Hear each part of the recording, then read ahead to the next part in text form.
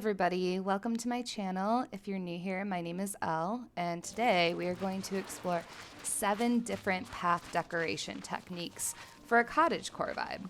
As you can see here, this is the layout of my gazebo build. I achieved this look by placing the rocks in a curvy pattern. I laid down the pathing and then I added decoration last. We will be doing a mini version of this build step by step in the area next to it, as I just couldn't bring myself to tear this area down and rebuild it.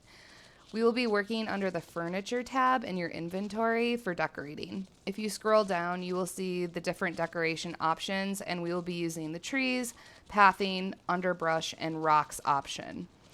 We will start with the focal point. Obviously, with this, I use the gazebo, but you can tell by this path that I'm using like a S curvature type of method to design the path at first. So let's go ahead and work on the new area.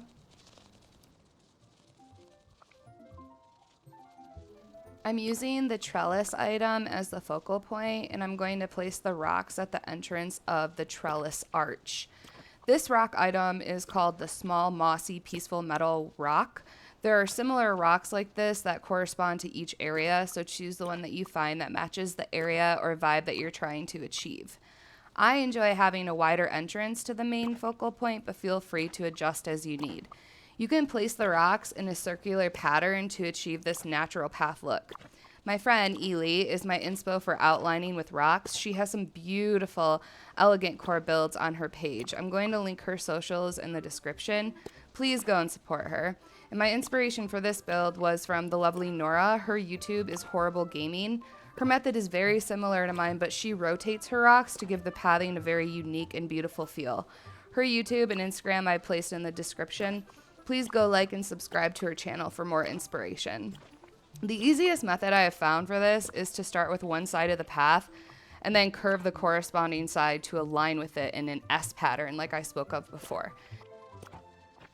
Placing the rocks in a diagonal pattern can also be very helpful for this type of approach. I sped up this video as it is quite time consuming when decorating, so feel free to slow down the video and follow along or even pause as you go. The next step is to start placing the pathing down. It's easier to place the path down after you place down the rock so that you're able to see the outline. This also helps you to stay in the controlled area of the path. My favorite path so far is the leaf path, which I'm using here. You acquired this path when you unlock the Forest of Valor. Each area unlocked has a different path that you can obtain. After we have the general layout of the path down, we can now focus on what we want to do with the focal point. I decided to do an outline of birch bushes for this, but feel free to do whatever you like. This area is a mini version of my gazebo build. If you want to make something more like the gazebo, all you have to do is add more rocks in the diagonal patterns while increasing the width and the length. So same concept, just make it larger.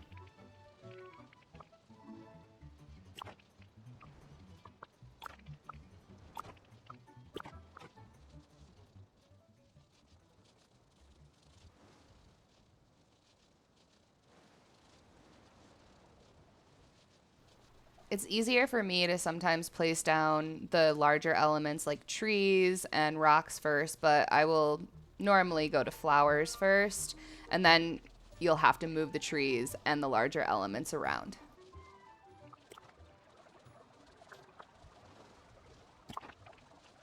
If you want to add texture to your path and give it a more natural feel, you can add the small rock cluster item on top of the pathing. This definitely gives the area a more forest core and like overgrown type of vibe. You can walk on these also, so don't let that hold you back. I have seen some content creators such as Flares, ACNH use only the rock clusters as a path, which is definitely a big vibe, and it turned out really cute.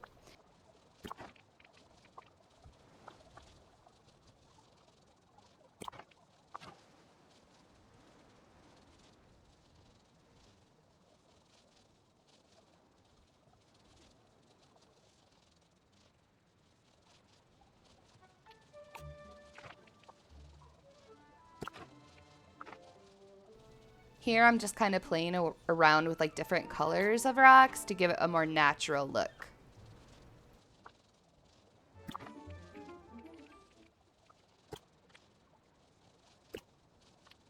I like to add foliage to my paths to give it that cottagecore look. In my gazebo build and in this mini build, I use the ferns a lot, but feel free to add whichever foliage you like best.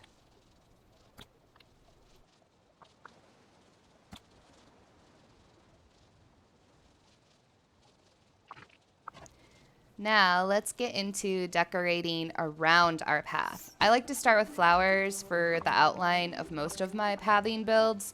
The easiest way to do this is to drop them in mass quantity, the flowers that you are adding. The best way to get flowers is to hoard them, so pick them whenever you see them, especially your favorite ones.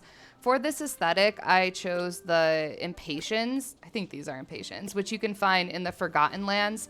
I wanted a vibrant early autumn look for this build. We will use the same practice of placing the flowers along the path that we have already created to achieve a natural look. Make sure that you are rotating the flowers randomly and also spreading the colors out. This is also a great tip for any bushes that you place down, trees that you place down, so it just looks more natural and just more like it grew as is. Oops, just a quick edit here. These are nasturtiums. They are not impatiens. I used impatiens on the gazebo build, but those are very pretty flowers, as are these.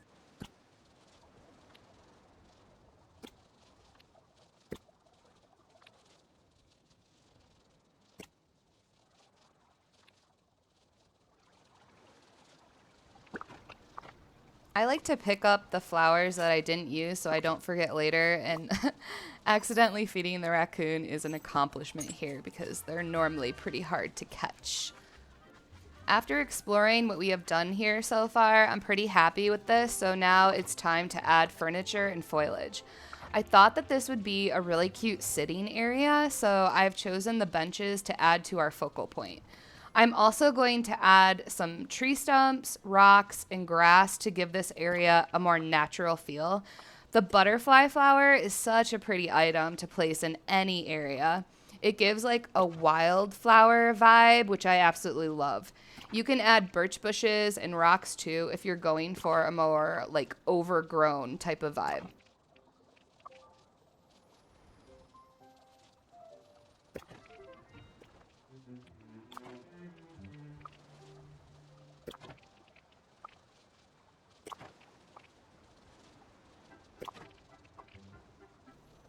I'm adding some meadow grass here to make it look a little bit more overgrown and just more like cozy kind of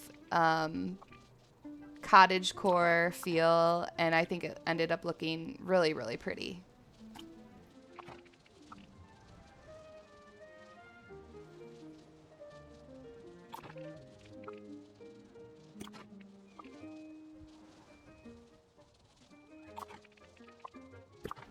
One thing I have noticed is that there isn't like standard sizes for trees and even like the meadow grass. You have to like place some of the trees down a couple times in order to find the size that you want. And that is the same for the meadow grass.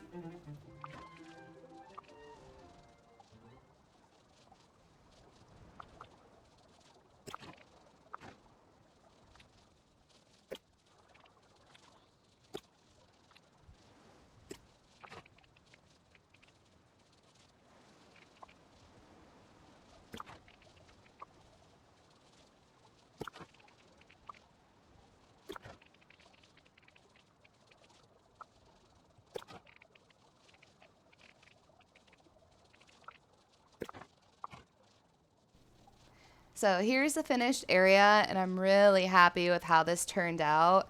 We can also compare the pathing to my gazebo build. It's just a miniature version to it. And, you know, you're not going to get it 100%. So, as long as you're making it look natural and using that S type of curve design, it's going to look great.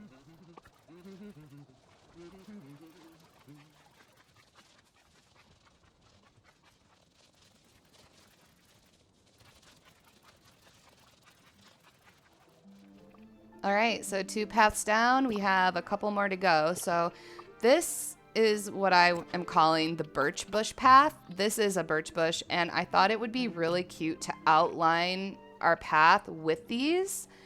It makes like a really cute foresty vibe, and we're gonna use the same exact method that we did before.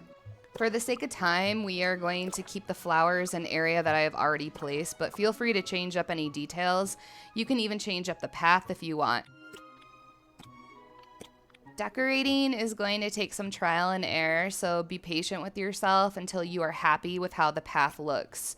Practicing the controls will only make you faster at decorating. I know that they can be frustrating sometimes. In this video, I actually had to re-record because it wouldn't save when I went to check on the path. You'll likely have to move some elements around too to make this work, so I'm moving the flowers around, but it's definitely worth it in the end.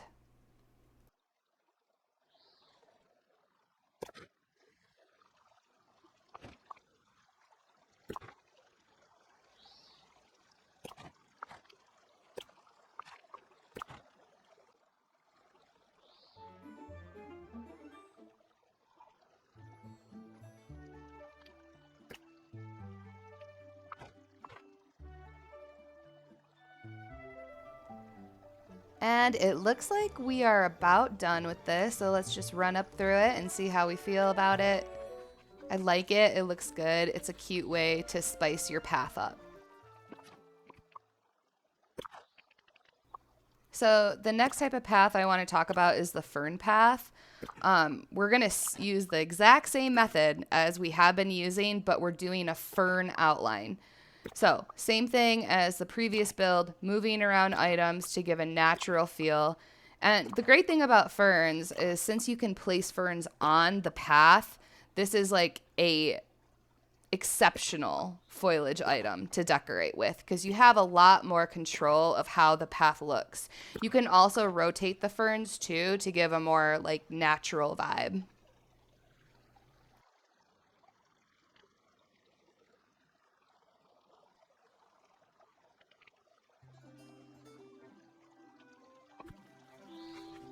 Okay, I think this area is done. It looks cute. Let's move on to the next one.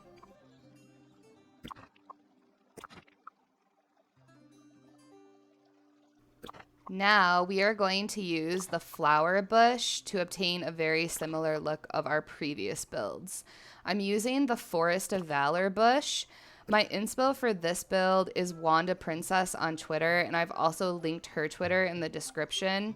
This build gives a very pristine and purposeful look to your paths, which is very cute. Again, we are using the same exact method as before and just tweaking some elements to achieve that curvy path look.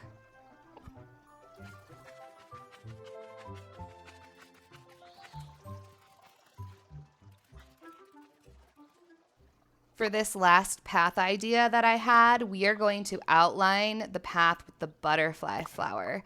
This is such a beautiful way to outline our path, and it gives a gorgeous garden core vibe I've yet to see in this game. I would definitely switch up the flowers here to match the aesthetic, but we will save that for another video, perhaps. Let me know in the comments what your favorite path idea was that you observed in this video. I've attached my social media handles where I post the areas that I have finished if you would like to follow me on Twitter and Instagram. You can also find my preset bundle via Twitter or Instagram if you're interested in posting your Dreamlight photos with an enhanced filter. If you have any other ideas, let me know in the comments. If you enjoyed this video and found it helpful, please like and subscribe to support my channel, and I hope you have a lovely day. Thank you.